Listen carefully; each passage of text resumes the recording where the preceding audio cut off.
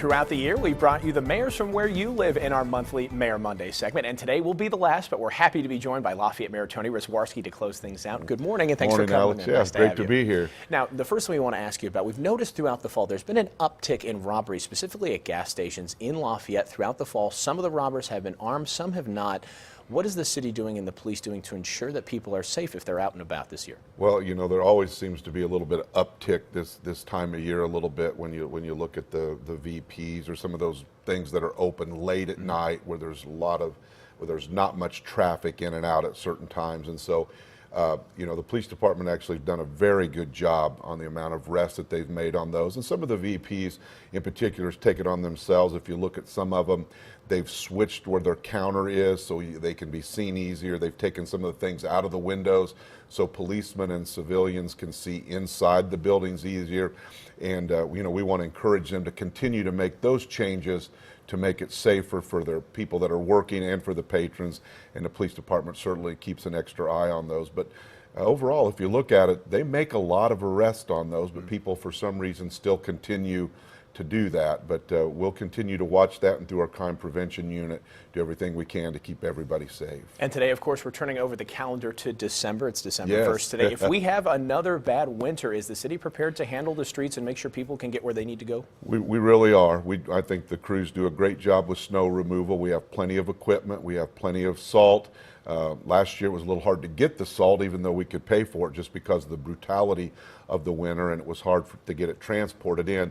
But we're in good shape now. This warm weather, I saw a lot of leaves back out on the street because people were back out on their yards, so we'll continue to get leaves picked up, but we do have the equipment ready for snow. We have thousands of tons of salt on hand and sand, and the crews are ready to go. We've had our big meeting that we always have at the beginning of the year. All the routes are laid out. And there's enough funds to pay for overtime too. There is. You know, we managed our money very well throughout the year.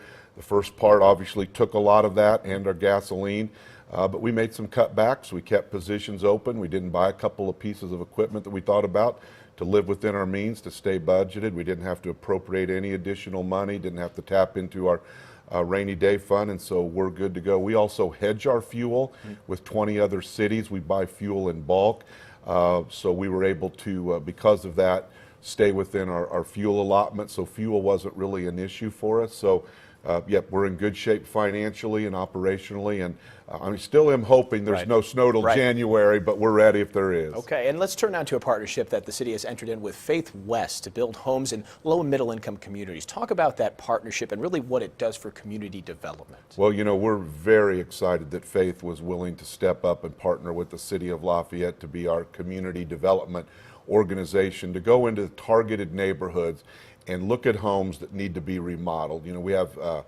Habitat for Humanity, which builds new homes, and so we have some other things that build new homes, but we really needed a partner to help us rehab homes.